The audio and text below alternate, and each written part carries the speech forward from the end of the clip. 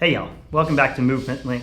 So something we do every single time we move to a new location and something we train our coaches in is just how to create collisions. So this concept comes from the book Culture Code.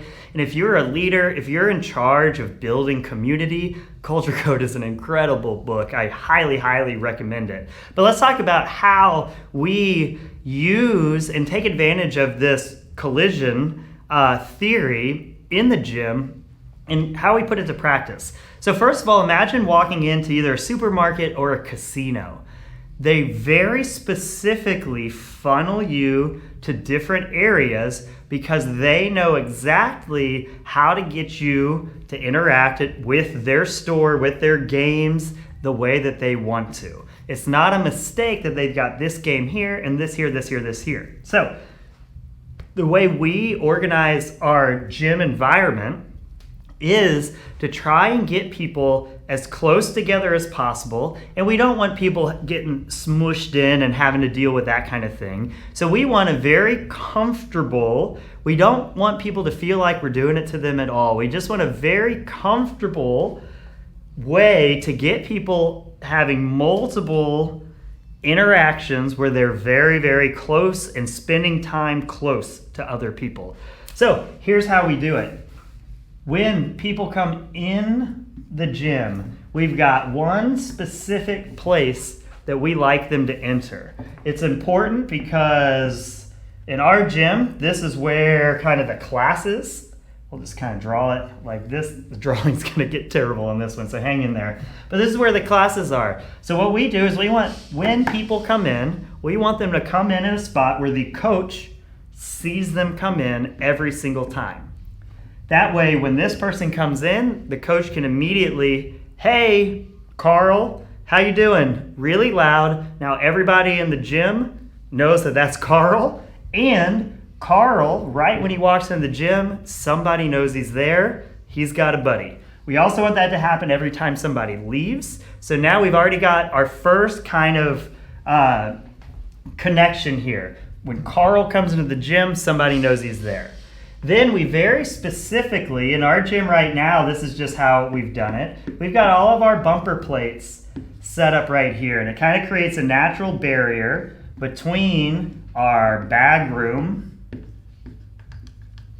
and our gym space.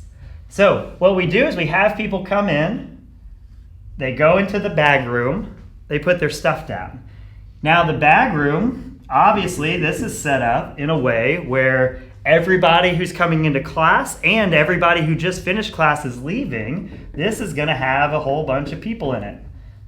So, lot of closeness. The goal is we just want to give opportunities for people to say something to each other. And the more of those opportunities there are, the more little tiny conversations that happen that turn into bigger conversations. And when you have these little tiny conversations with the same people over and over again, you end up becoming a lot closer in a tight-knit group. So after people come out of the bag room, maybe they hang out there in a while talking to the previous class about what the workout is, getting tips. We have right here our whiteboard. I realize I should not be having to write all this stuff out. I should just say it's there. But now we have a spot where these people can come out and they can look at the workout. They're not in the way of the class. If you come around here, this is where our bathrooms are, over here. And then what we have them do is they come over into this area. And in this area, we have our assault bikes. And a lot of people like to hop on a bike and just go real slow to warm up. We've got over here, we've got foam rollers and lacrosse balls. So all of our mobility things are in this area. Okay, so when people come to the gym, coach sees them, says hi. They walk into the bag room. Maybe they run into people in the bag room as they put their stuff away. They come out here, they peek at the whiteboard. If they need to change or go to the restroom, they go to the restroom. They come back by, possibly running into more people, and they come over here to hang out, wait for class to start. When class starts, they kind of enter the class. But here's the other thing. When class ends, what we do is we have people clean up all their equipment, then the coach assigns a cool down. The cool down is almost always a slow group thing. Maybe it's a group walk.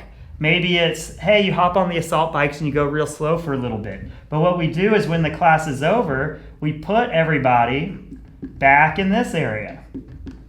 So now we have people doing mobility in this area.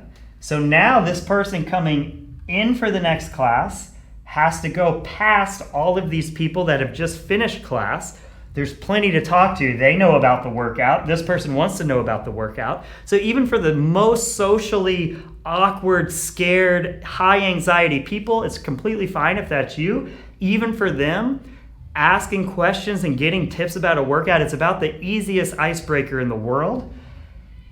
You have to pass by these people. These people are going to end up in here or in here. You see them in here. You see them in here. So all along the way, we have set up our environment to get people close together.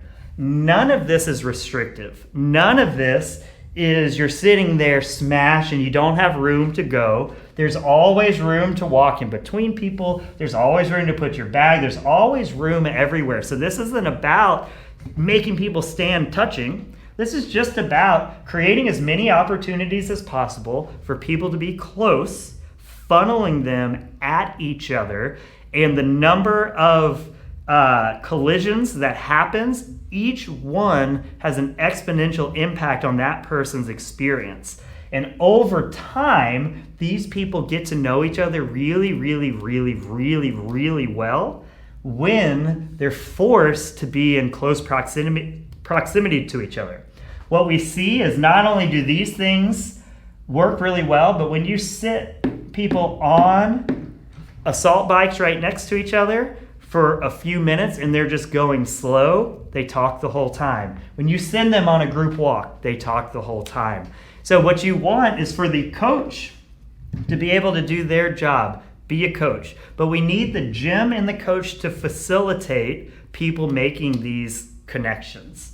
And what we found is really thinking about what the experience is of the person, where do they go, and treating it like a map where you funnel them exactly where you want them to be at certain times so they run into as many people as possible. We have found this to be an incredible community builder. Hope this helps kind of give some perspective and give you some things to try at your gym. Talk to y'all soon.